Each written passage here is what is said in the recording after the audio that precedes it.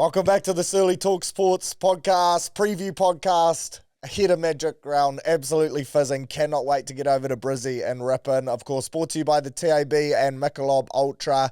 The TAB code for this week, I like this one. The code is double and place a bet on it to score 2 or more try-scorer marker on any NRL game this week, and if it loses, you get your money back up to $20 as bonus cash. So as you go into your try-scorer markets, there'll be to score 2 or more, jump on that, any NRL game of your choice. There's some wingers in some crazy form at the moment. Jermaine Isaako, Greg Marju, I think he scored 8 in his last 2 games. Olofiana Khan-Pereira, though, keeping it close to home, paying $3 for a double. He scored doubles in his last 3 straight games. He has also scored 2 or more tries in 34% of his career games and recently became the fastest player to score 20 or more doubles in the NRL era. Only took him 58 games, the next closest, Nathan Blacklock, with 80 games. So he scores them for fun, Olofiana, and ever since he's come to the Warriors, he's been going up in 2s. $3, not the worst shout. Henry, mate, you're going there. We will be riding Loffy home live to score a double. You're going to get around that? I am now. I wasn't so convinced, but your pumped up sort of spiel that you've just went on. So is this the third time I've encouraged you into a punt and none of them have won? I can't remember what your best bet was last week. Yeah, because I backed it, whatever it was, Good. because I've backed the last 2. So I thought there is going to be a weekend. Actually, it'll be the weekend where I don't back it that it'll win. So don't get on this week. Okay. Everyone else get on him for a double, responsibly, There we of course. And hopefully it comes in. Magic Round, you head over there tomorrow, mate. Fizz levels, high? Absolutely. Yeah. I'm actually fizzed. Like, tomorrow it'll go up a level. But, looking forward to getting over. Brisbane's a great city. Been there recently, actually. Yeah. So, love it and can't wait for it. I saw the video of Suncorp and all the things happening around, and, it just looks great. So, looking forward to it. Are you going to the Women's Origin game or just the... No, we landed about 8:15 Aussie time. So it's a little bit niggly. We'll be a little bit tired legs. I think we'll settle in for Friday. Yeah. Or are you going to do like a bit of a team bonding in the Airbnb night? Maybe. But it depends what time, because, could be delayed flight. And then we're getting in at 9 o'clock, and then it's just 11 o'clock New Zealand time. So we'll see. Yeah, good stuff. Straight into it Friday then. That sounds the most likely thing. Speaking of Friday night, actually... should we talk some Clearys first? Because something's gone down. Ivan has come out basically and said that he will not be coaching post the 2027 season. So next year will be his last as head coach as the Panthers and his last as a head coach in the NRL in general. The Panthers have since come out and said Peter Wallace will take over from 2028, which I rate. Current assistant coach. He's been there for a while under Ivan, of course, played for the Panthers too. And by all accounts, the players love him. He knows that set up well, so that makes sense. Ivan also confirmed that he is wanting to stay connected to the Panthers beyond 2027, with discussions ongoing around an advisory role in areas such as culture and leadership. So basically, a well-paid gig to hang around, oversee everything, remain this big attraction to keep juniors and that coming to the club, oversee how Peter Wallace is going, and get some of his life back. He said he's been in football now for 35 years, playing or coaching. Him and his wife want a bit more freedom. A guy like this has earned this job, right? There's not many coaches that could pick up something like this. A lot of coaches take way too long to do this, take way too long, and they wait until really late. Like, I'm not saying Wayne Bennett is not ready to coach an NRL team still.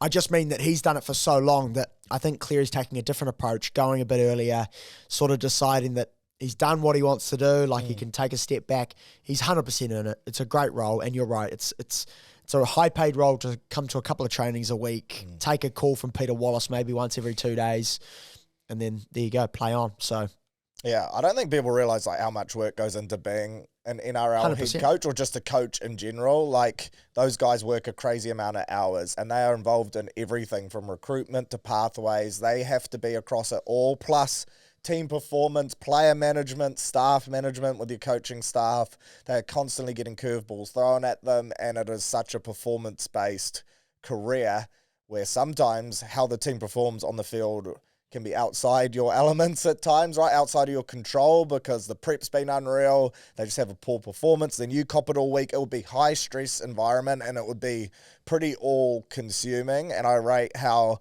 Ivan, even in his book, said he's not a career long coach. It's just something that he's kind of fallen into and he's been really good at. I like his awareness though to be like, I think now is the time for me, or end of next year is the time. Well, it's the perfect time in my opinion. Like I think it's an exact time that you should be doing it. At the end of the contract, he's got a year and a half or whatever left. He can still get a couple more titles, who knows? But yeah, it's a great time to do it, and I rate it, to be fair. And it's good for the club. Like if he goes and does a couple of sessions per week of the academy side of things like that, it'll be a great asset to the club.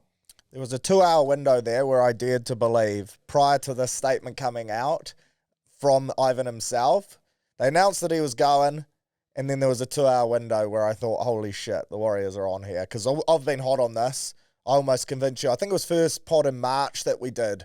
I was like, hang on, we could be on here. And I told you to settle. You told me to settle. And for this 2 hours here, I was far from settled. I thought this is happening. Look, could we lure him away from that gig with the opportunity to live in New Zealand? I'm not 100% sure. Like, they've still got the house here, Jet's here, but Jet, Nathan and Ivan are now all off contract at the exact same time. Ivan's staying there. You'd have to think Jet and Nath would be keen to combine. They seem like the type of brothers that get along and like each other. They always speak so highly of each other. Nathan said he's been watching Jet's game, vice versa. For me, there's 3 options there. It's the Warriors, it's PNG, and it's Super League. I think Jet going to Super League would be a bit young. That would be a Nathan move to be with Mary, right? And she earns tens of millions of dollars playing for Man City in the Women's Premier League, and that would just be a way to be closer to her. PNG would make sense for the both of them, tax-free, and they would pay both big money. Jet almost just to help get Nathan there, but also that he is a great up-and-coming half. Could you see that happening? A little bit. I think Mary Fowler's also of Papua New Guinean heritage, I believe. A couple of things on that. I actually disagree on the Jet Cleary thing. I actually think that if he was to go to the Super League now, before he has made that NRL appearance or sort of made that shift up, it would actually benefit him as a career like now. I think because if he got 2 years in the Super League before he's made the NRL appearance, I feel like that's not going backwards because that's getting good experience before coming into the NRL. You're a bit more experienced, you're proper, it's probably a bit slower up there. You can sort of get into your rhythm, whereas if he plays a couple of years of NRL, he won't then go to the Super League because that's going backwards. But if he does it before he makes the NRL. Brother duo, though. Yeah, that's playing a different together question. in the NRL that would be cooler than playing together in the Super League. 100%. I just think if I'm looking at Jet Cleary personally for his own career, that would be the career move that I make. But it's a completely different game with Ivan and Nathan. So the pros to come to New Zealand is that Jet's here, obviously. We're trying to recruit Nathan right now. Are we? Yep. So Jet is here till the end of 2027, but why not extend and join your brother? The Clearys still have a house here. Barnett, Metcalf, Murata, there's money there. Chanel, he will be off contract then too, end of 2027. So 6 and 7 is available for the Cleary brothers. With Tanner Boyd there, it's still to compete, so it's not a given, but there's an opportunity there for the two to start in the halves together. AFC photo dump, don't know if you saw that. I'm pretty sure you did. Nathan Cleary, first class, watching an AFC game or doco. Yeah. Maybe that's a breadcrumb. He obviously is well aware of Auckland FC, loves his football because of Mary. Might want to be at more home games. Andrew Webster. I think that's actually probably one of the bigger ones. Yeah, that's probably one of the bigger ones. I've gone down a different path. Not sure the plane ride with AFC is more. Ivan, I know you're quite keen to stay over in Penrith in this cultural role, but what about a head of football or something along those lines here in New Zealand for even more money? Nothing wrong with staying in Remuera. And we form a big 3. Webby, Ivan, Cam George. Name a better trio in New Zealand sport if that was the hierarchy. Can we go to 4 and just include Stacey Jones? Why not? Absolutely. One of the GOATs, assistant coach. Can we go 5 and go Kieran Foran? Kieran Foran, wow. Benji, where do we stop? But we're trying to stay realistic here. Come on, mate. Don't get your head in the clouds. AFC, photo, breadcrumbs. Yeah. Stick to it. I think that if I was to rank the three, Webster's the one. Oh, of no, like the of Clearys. options Oh, okay. to get both, I think we are 1, PNG 2, Super League 3. To get just Nathan, I think it could go Super League, us, PNG. That he is way more likely to go Super League by himself. He is way more likely to go to both of the other options than the Warriors. Crazy. Both of them. Ivan included, 3 of them. So you think we're last? Yeah, I do. And those 2 that you've just named, I think we are, yeah. I also think he's probably more likely to go to NRL teams than, this is Nathan, he's more likely to go to NRL teams than he is Super League. Yeah. So you think? I think we're 4th or 5th. Love conquers all, but not the NRL? I think we're 4th or 5th. Fuck, that is crazy. That's if you're a betting man, though. Yeah, I'm going to stand by. We're 4th or 5th I favourite. reckon we're a genuine shot. Okay. This Ivan thing, that him staying in Penrith has hurt my theory a little bit, because that was the play, is that all 3 Clearys are here and Ivan's head of football. Imagine New Zealand Rugby would panic. I'd love it. I would love it. I'm not saying that I don't want this to happen. I'm just staying calm, staying realistic. Fair enough. The other big news, Luke Metcalf. If you want to check out, we did a bit of an emergency pod or a breaking news poddy, our reactions on that.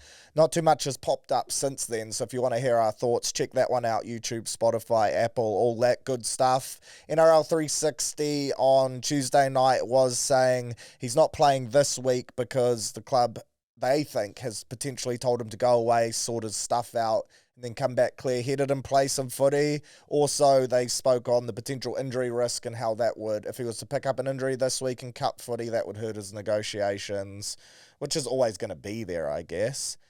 The early release seems extremely unlikely, so they have on good authority that he will not be leaving this year, and the Warriors have kind of dug their heels in around that.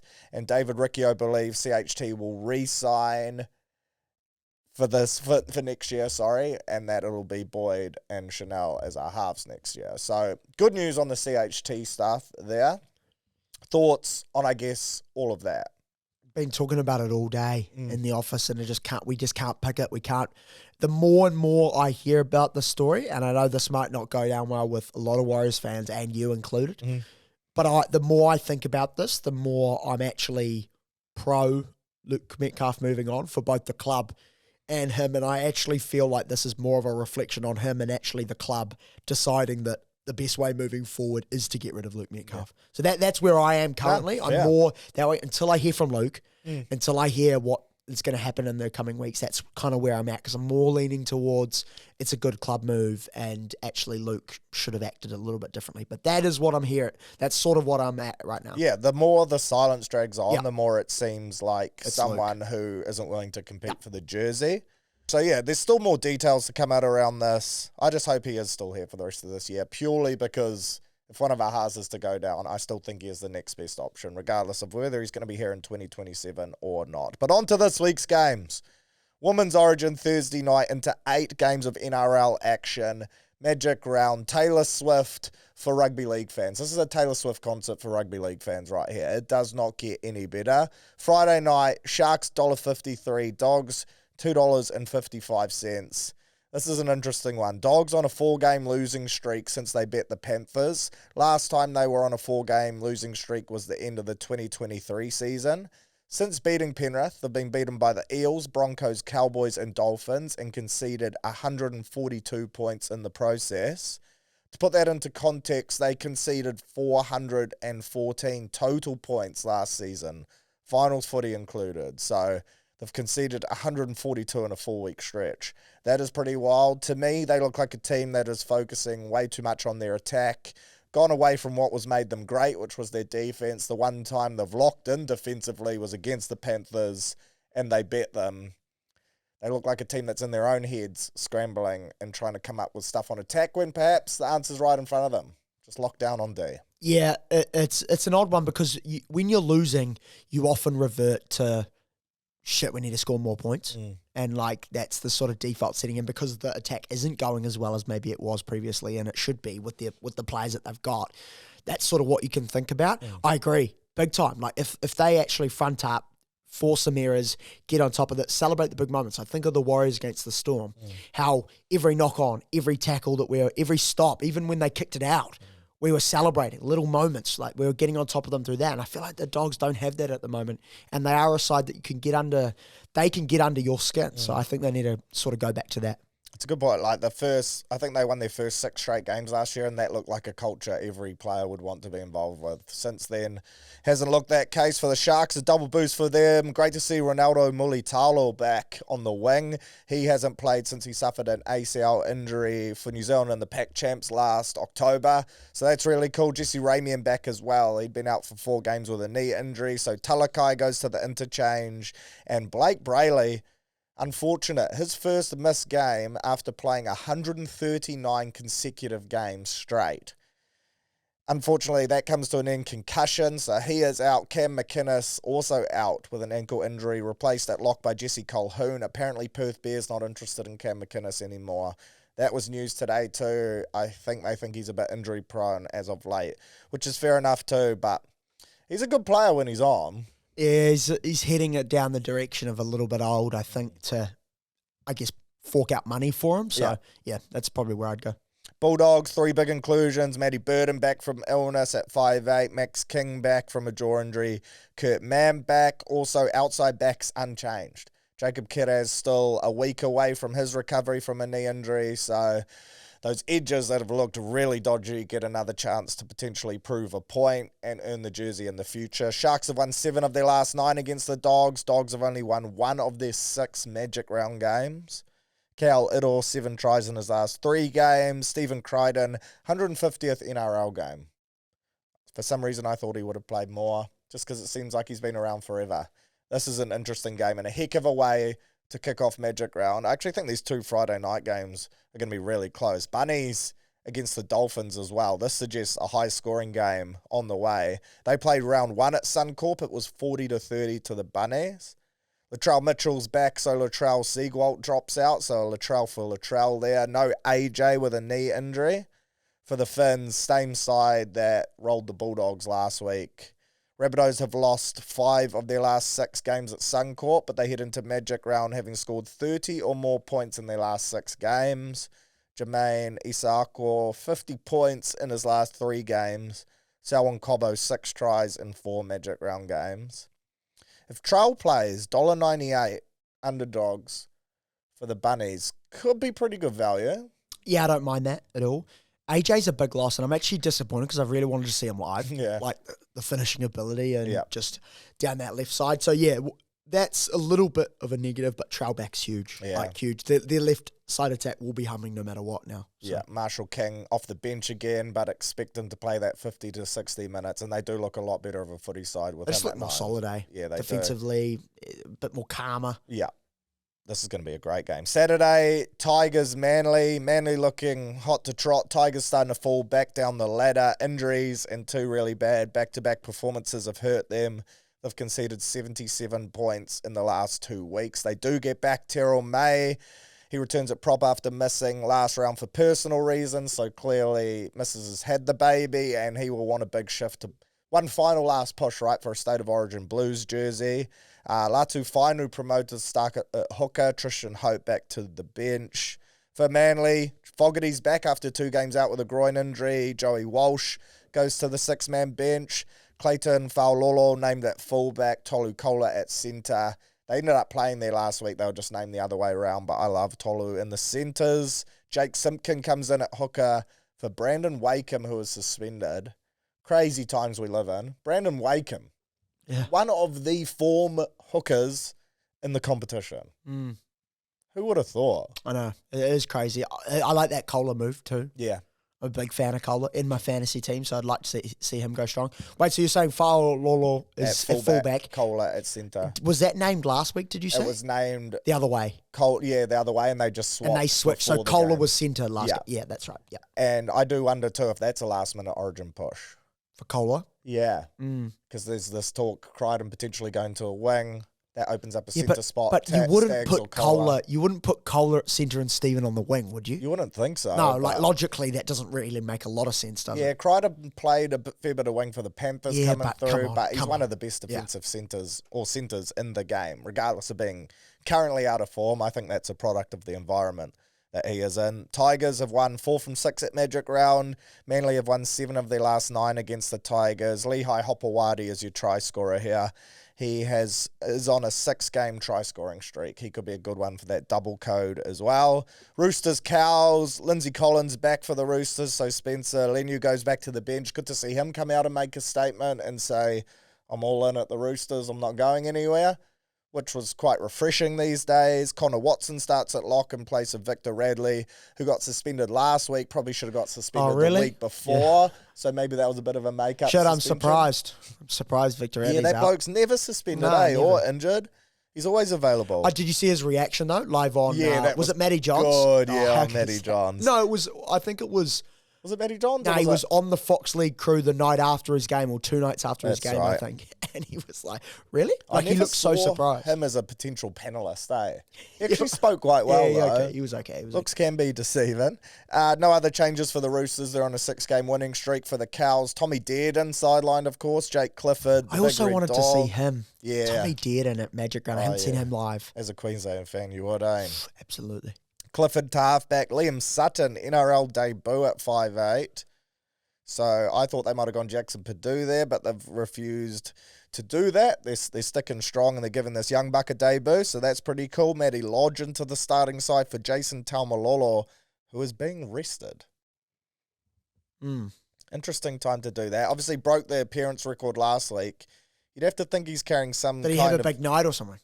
Well, potentially, because they lost last week. Yep. They're up against the Chooks team. They're paying $4.40. And they've just gone, this is a loss anyway without Tommy Dearden. It seems like a white flag, next week. And it's like, Jace, have the week off, mate. You've put your body through a lot. I don't think Toddy Payton's in a position to be able to do that. No. Pretty bizarre. I'd just make up an injury. I'd be like, he's out with an ankle if I did want to rest him. Roosters have won 6 of their last 8 against the Cowboys. Cowboys have won 3 of their last 4 Magic Round games, though. They only lost to the best team in the world, the Warriors, last year.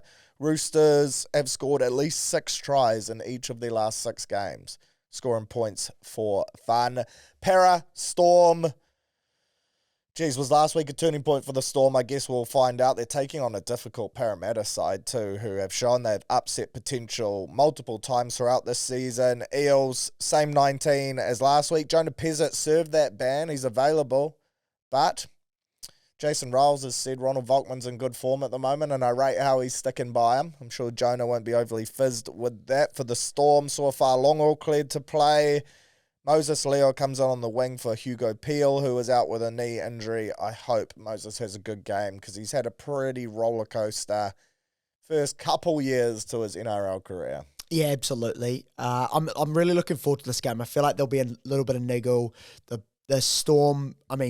Eels will be really keen on sort of upsetting the Storm after the Zach Lomax Cup. Yeah, the Zach Lomax Cup. But I rate the Eels as they always battle hard. They stay in the game for long periods of time. And I've just said that, so it's probably Storm 30 plus now. But I'm big on the fact that I think this will actually be a battle and it'll be a good game at Magic Round. So looking forward to this one. Love that. The Storm have won their last 7 games against Para.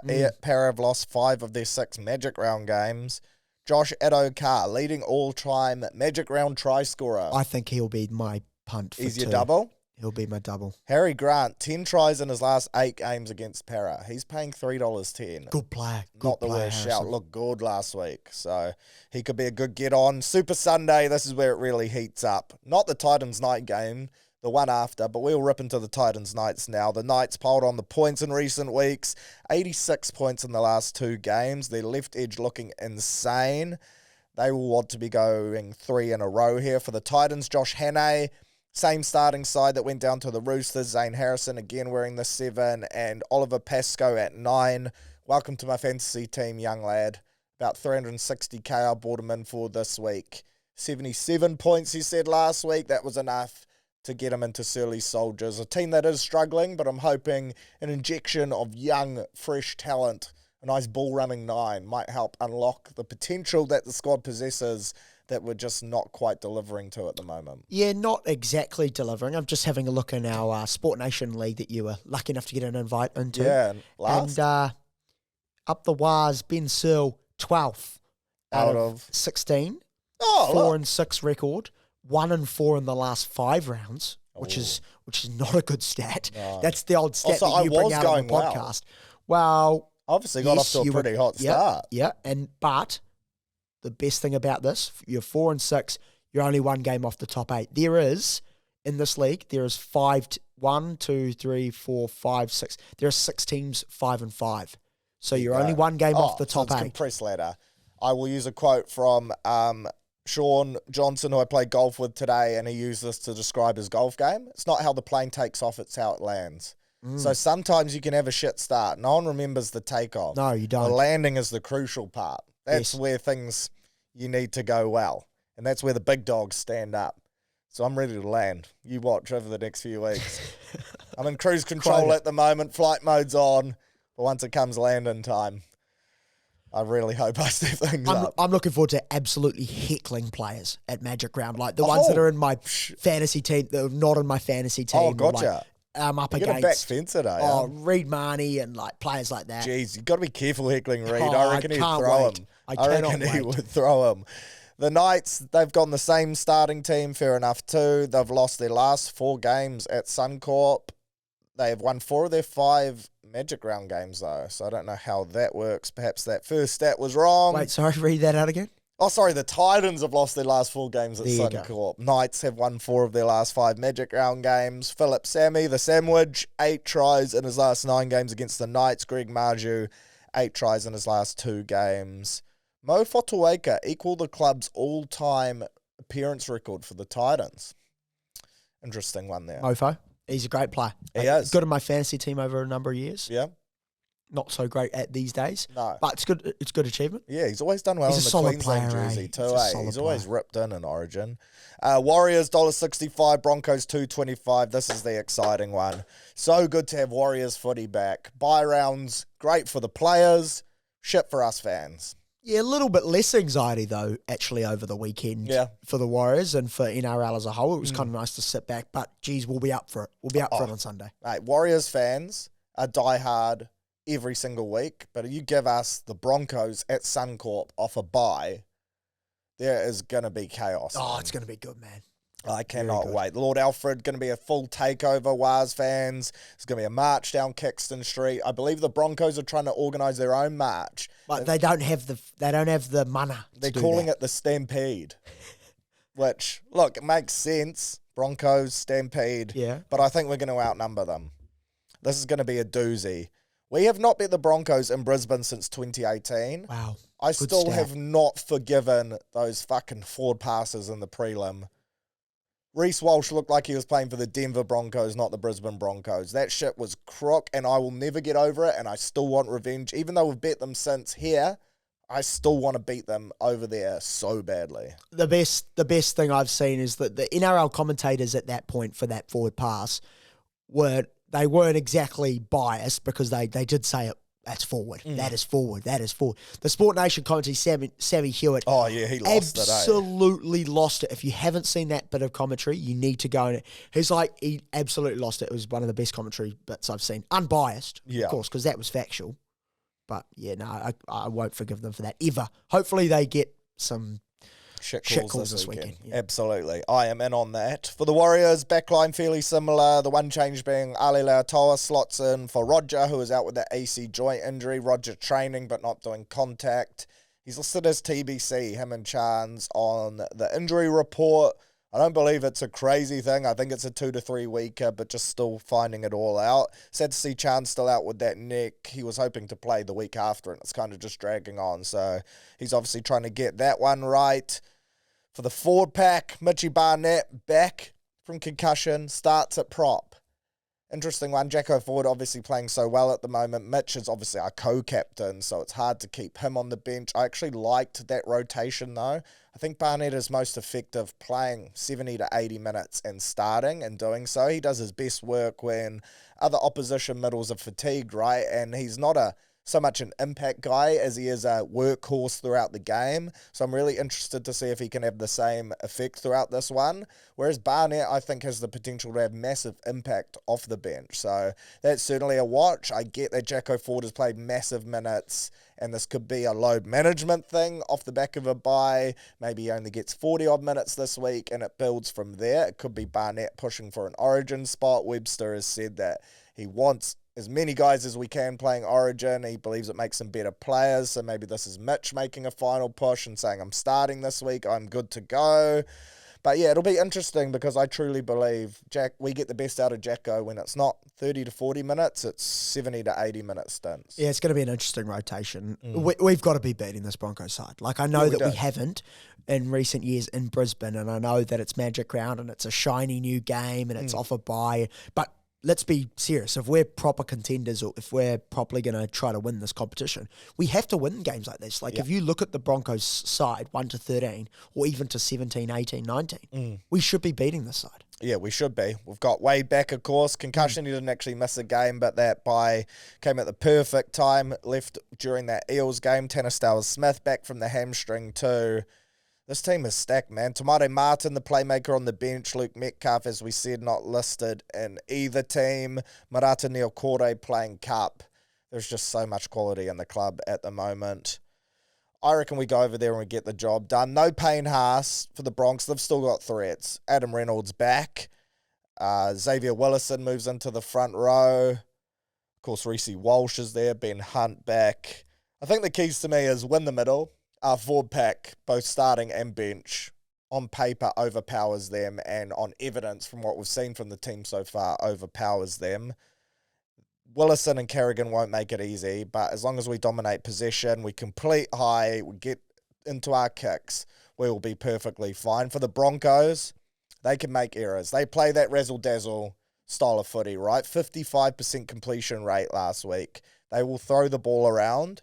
They will try and move us laterally and make us play a different style of footy that we don't like playing. And we have seen this Warriors team in our 2 losses be dragged out of our structures, and that is when we've looked most vulnerable. I hope that is not the case this week, and I don't think it will be, but we just need to be aware of their second phase footy, their threats of a guy like a Reece Walsh sweeping around out the back, and Adam Reynolds kicking games. I think those are the 3 biggest things. Yeah, they are. They will not beat us with 55% completion rate. They won't beat us. They probably won't even beat us with 70, I would have thought. It would have to be a lot higher than that to beat us with how we've been playing. And if we do play to our level, they won't beat us if they've got that sort of completion rate. So that is a big thing. If we can nullify those big threats they got across the paddock, they're not going to need us to tell them that Reece Walsh is a dangerous player. No. So, but I just look at the Broncos team and we should be winning this game. Yeah, we should be. And we will.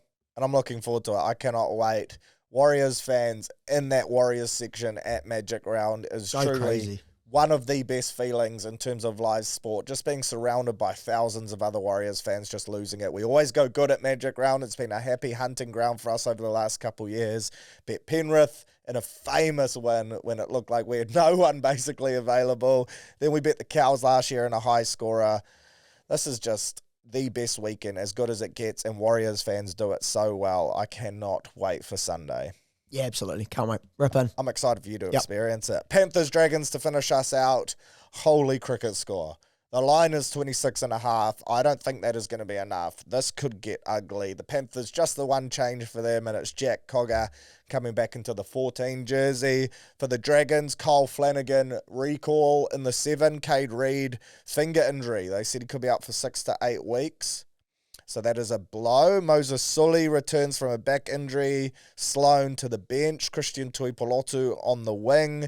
Atkinson, Luciano Leilua also back. They're looking to snap a 9-game losing streak against the best team in the competition. Panthers have won 8 of their last 9 against the Dragons.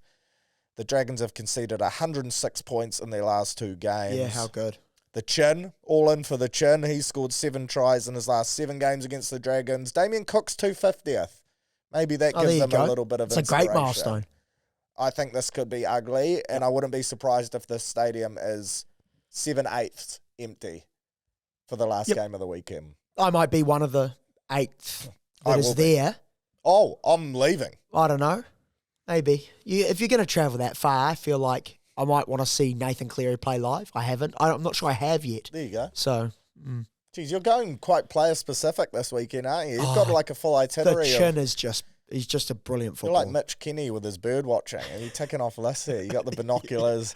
I won't be at every game. But I think out of the 8, I think I'll be at 6. I would have thought. Like that. It's probably a good probably number. Just be at the Sunday Warriors. games. To be fair, yeah, the Warriors. What, 2 of the Sunday because you're not going for the 3rd one? No, and I'll probably be working during the night's one, so probably just the Warriors. Yeah, okay. Maybe a couple on the Saturday. We will see. Let's get into some tips. 15-11, you lead, which means you are going first. All responsibility on you. Winning team, and if we are the same, you go a margin. All right. Can you write these down? Yes. Please, so that we can get this. Because it's always I don't want to have to go back to the podcast every time. No, yeah. Well, I am racking up listens to the podcast. Yeah, there we go. Yeah. Okay, let's get into it. So 15-11. Yep. And I get to pick of the margin. I've got to pick first and the margin, if we agree. Sharks, Dogs. Let me get my tipping app up. I believe I picked Sharks. Yeah, Sharks for me. Yep, Sharks as well. I'm gonna go 10. I'll go under. Oh, I really wanted you to go over there. Bunnies, Dolphins. Dolphins. Yep, I'll go Dolphins. Oh, I thought you were going to go the Bunnies there. I thought about it. Dolphins, I'm going to say 8. I'll go under. I like that. I like that for me. Saturday, we've got the Tigers versus Manly. Manly. Yep, same. 14. I'll go over. Roosters, Cows. Roosters as well. 16. I will go over. Okay, I like my odds there too. Eels and Storm. Storm as well. 12. I'll go under. I got that one wrong. Potentially, who knows? I got that one wrong. We'll know on Saturday night. Knights. Yes, Knights as well. 14. I'll go over. Ooh, did I get you on that one? I'll go over, yeah. Would you have gone 14? Yeah, probably. Yeah. So I'm 14, you're over? Yep. Warriors, Broncos? 12. Ooh. I'll go over. I'm a 13 13 plus guy. Knew you were going to do that. That's why I clicked 12. That's why I went 12, because I actually think it's probably going to be above that, but I knew you'd go 13. It's a good buffer for you. Yeah. Panthers, Dragons. I'm interested in this. I forgot there's one more game. Panthers. Whoa. No, yeah. So the margin's 28 on the TAB. 26 and a half. It says 28 and a half on my app. Oh, so it's moved up. Yeah. So everyone's got on the 26. I am actually going to say 24. Okay, I'll go over. Okay, good. I actually like that. I like that. I'm a fan of that. Go. Last week there was a lot of overs. Yes. I picked a lot of overs and it worked in my favour. So you're thinking this week's unders? I don't know whether that was my thinking. I just went with it. One thing I will say, Suncorp rips up as a stadium. Yeah. It gets nasty. So by those Sunday games, by our game, that field will be pretty cooked. And that could affect... It's going to make up. It's going to be good for us, the Warriors. Yeah, through the middle. Slows it down a little bit. 100%. But yeah, hopefully no big injuries from any teams because that field is known for it. Do you want to read out what we've got? Yep. Sure thing. I'll say what I've got because that's what I've written down. Sharks and under for me. What's the margin? There was 12. Yep. We've got the Bunnies here. I've got the Finns. And, I'm going to have to go through this. Did you not do the margin? Not write the number. You just did under or over. Yeah, but I don't know what I can't remember. No, neither. That's great stuff. Good. Perfect.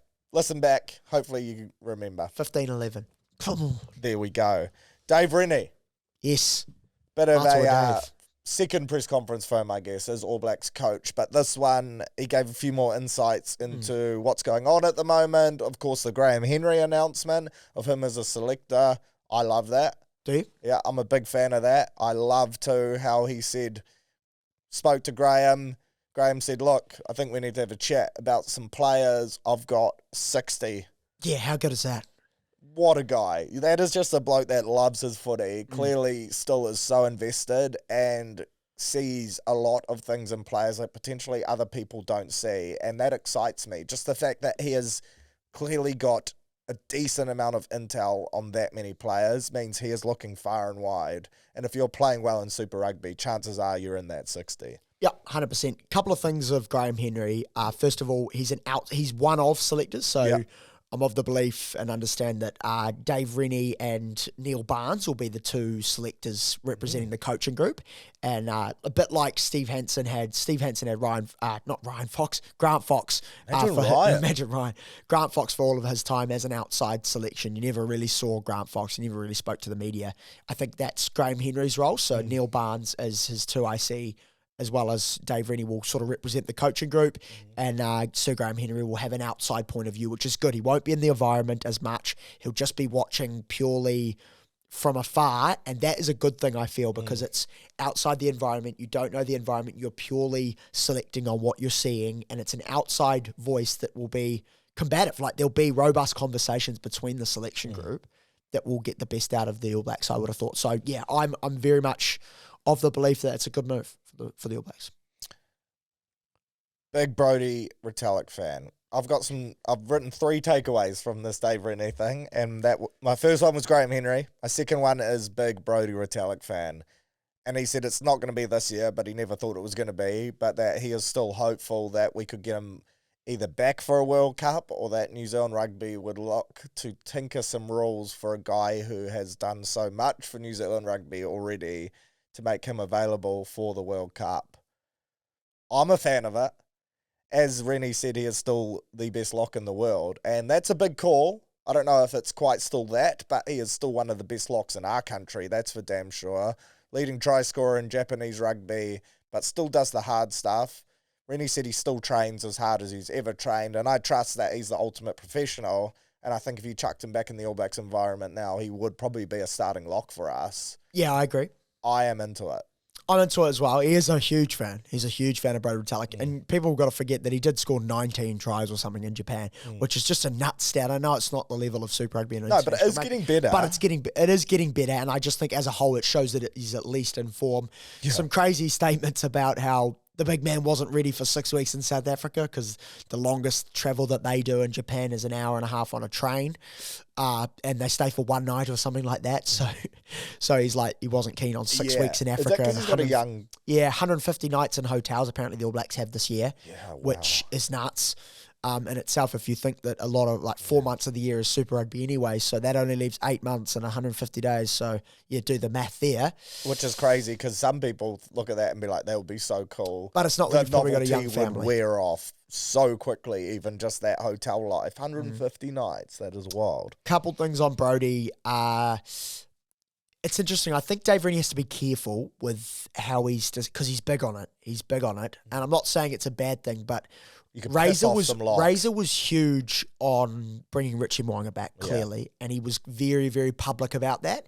And I think that actually went back and it made it worse for him. It sort of pissed people off a little bit. So I feel like he's got to be careful. It pissed off the current 10s as well. And I think if it's not public knowledge, it pretty much is that they were not happy as a playing group and a 10s group that their coach was that openly being like, we need this guy back. So I can't imagine that the current locks are that fizzed. And it's surprisingly, I think personally, it's our most in-depth position. I feel like it's the position we've got the most depth in. If you think of Fabian Holland, Sam Darry, you've got Tupou Vai, Josh Lord, Patrick Tuipulotu, you've got Scott Barrett. You've got 5 people there that can start. And you only name 5 locks in a squad. Yeah, it's a very fair point. Yeah, I'd be careful with that because I actually think it's our probably strongest group. Yeah, good call. Richie Mo, you mentioned him there. His name came up around, should he have to play NPC? He was kind of like, well, we might carry him for injury replacement. It kind of seemed to me like he's going to end up in South Africa. He's going to be there, yeah. Whether he's in a non-playing sort of role and he's just there doing training. And yeah, it was interesting that he said he planned to start Mo'unga in the Stormers game, which is the first of the. I like how he's that far ahead, though, thinking that far ahead. And he does have a job as well at the moment. Yeah. I like how Dave Rennie as well just says it how it is. You can tell he's one of those guys, like, those are honest answers.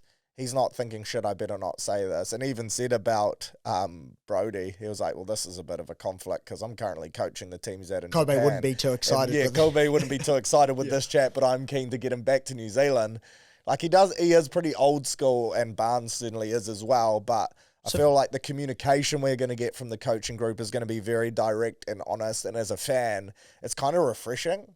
Like, there's none of this padded bullshit. You know exactly what's going on. I think that was a big thing with Razor. I feel like he sort of lost the public in that. And that's no disrespect to Razor. He's just a different personality, different person. Yep. And the way in which he spoke to the media was different to what Dave Rennie is. Dave Rennie looks a lot calmer, though.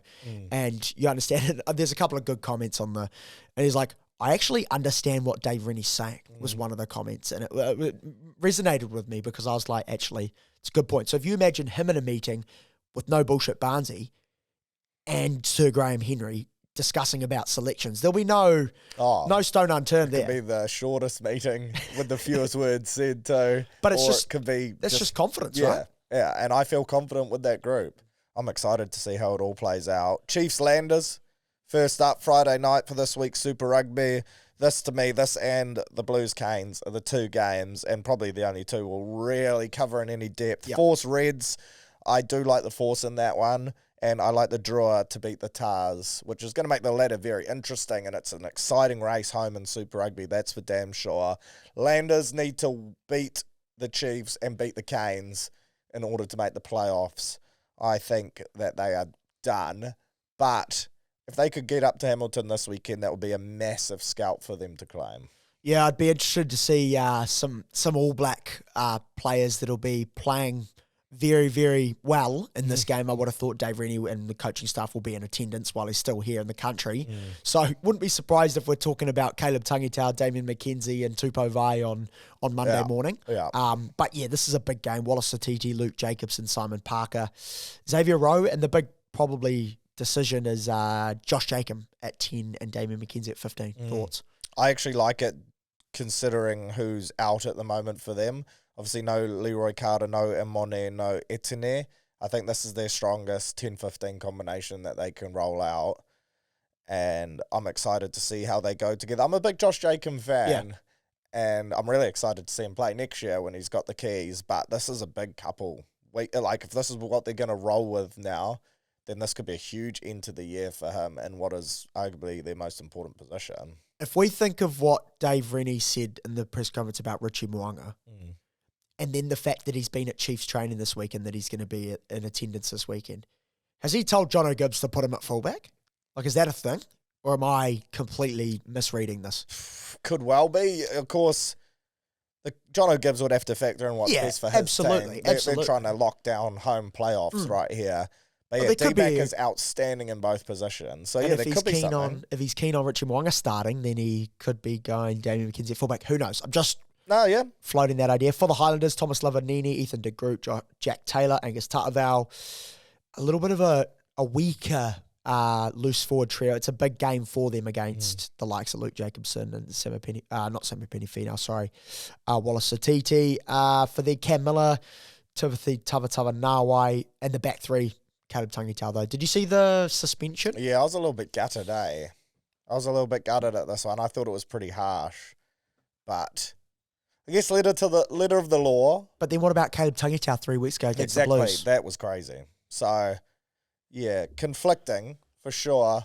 But I love Jonah Nariki, and I wanted to see him play centre because there's chat that that's what he's going to play next year, and I wanted to get an early taste of it. Anytime he gets ball in hand, he is so dangerous. But yep, 100%. Fiji and draw, Waratahs won't spend too much time on it. Joseph Sorley had a decent game last week. Where's his best position, Surly?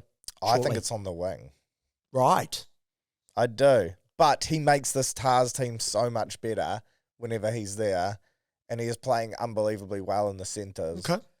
I just think, fair enough. I think his skill set is best used on the wing, but he's playing bloody well. Yep. I'm with you, though. I think there needs to be a change. He's not a centre at test level, in my opinion. I think at test level is where he gets exposed. 100%. Blues Hurricanes, the big game, an important game for the Blues. They need to bounce back. I would expect a bit of a response after last week's poor performance. The big change for them, Boda Barrett at 10. AJ Lamb goes to the right wing. Yep. Cody Vice still injured. I believe Dalton Papali's probably played his last game for the Blues. Yeah, that's sad, eh? Which is a sad way to end. Yeah, a sad way to end. Great Is it broken jaw? I don't know. I just know it's a jaw injury and he's out for a while. Yeah, that's a shame. Sam Knox starting at 9. What's the go there? Because last week I thought it was like a attempt at a big finish bench. But again, he's starting ahead of Finlay Christie. They got a 6-2 split on the bench of the Blues, which is interesting. I think Sam Knox a better attacking player than Finlay Christie is. So I don't know. It's just kind of popped up though in the last couple of weeks, right? Like Christie was the guy with Funaki there, and now it's kind of switched to where it's Sam Knox. All of a sudden, you're starting 9. It seems like a big change. Hoskins Tutu needs a big game. Yes, he does. Needs a huge game, up against All Blacks. A great trio. I was a little surprised to see Brad Shields in the 6, but good footballer, good leader. I think Braden Yosso's played the last 3 weeks, started, so that could be just a little shift there. Just for the Blues, lastly, Sam Darry, Patrick Tupologgi, good to see them combine. Anton Segner, also a big game against Duplessis Karifi. If he... Dupes is out. Dupes is out, sorry. 1 week with a knee. Yeah, there you go. So that's a big loss. Still a big game against Peter Lakai. Oh, yeah, big time.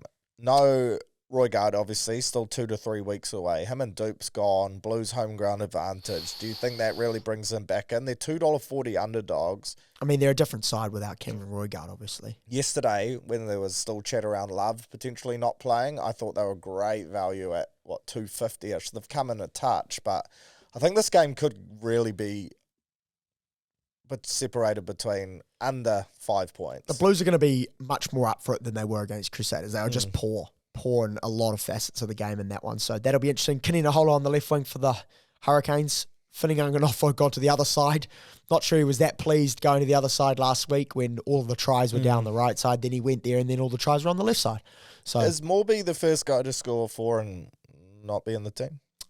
Yeah, that's an interesting one. And he's not listed on the injuries. No. Either. So, interesting thoughts there. Braden Yosse on the bench. Strong front row, Xavier Numia, Asafa Amor, Pasilio Tossi, Ruben Love, Geordie Barrett, Billy Proctor, and Callum Harkin at fullback. Who you got in that one? This one's a coin toss for me. Really? If they're both teams are full strength, I'll go the Canes. But I think without Roy Gard there and without Duplessis, it certainly is a leveller. The Canes, obviously, their strengths is their ability to move the ball to space, that loose forward trio, but Dupes isn't there. And I think Roy Gard takes so much playmaking responsibility off Love. I'm really keen to see how Love goes without Roy Gard there. Because in the game against the Chiefs where they lost, I thought he lost his way a little bit for periods of this game, and not having Roy Gard to share the playmaking duties with. It'll be interesting to see how he goes. I think the Canes still get it done, but by 3 to 5 points. The old either team by under 7.5 points. It's a bet I love. It's not one that often comes through for me, but it is a bet I love. You're a Blues guy. What's your thoughts? Yeah, I think I'll be taking that either team under 7.5 because I think the Blues, the Hurricanes will stay in the game. So that's where I'll go. Force Reds, just quickly. Zach Lomax still on the right wing. No Ben Donaldson, which is an interesting one for the Force because he's a great player. Harry Wilson and no Fraser McWright. Unless I'm looking wrong. No Fraser McWright. Right. Yeah. I think the Reds are going to safely make the playoffs now. I believe, if I'm not mistaken. Or at least maybe not. No, they're on 27. It depends. Like, if the Force can beat them this week, then makes things really interesting. If the Reds can beat the Force this week, then you would think so. And no Salakai Lotto either, which is an odd one because he's been playing good footy as well. I'm going the Force at home. Going the Force at home? Carter Gordon at 10. Oh, for the Reds? Yeah, that's a big one. Or big back to the starting lineup. He was in last week. The Reds, it's a weak squad for the Reds, actually. Maybe the trip to Perth, they're not too keen. That loss against the Chiefs took it out of them. So give me the full prediction for this weekend. Chiefs 13 plus. Yeah. Drua too strong at home. Mm-hmm.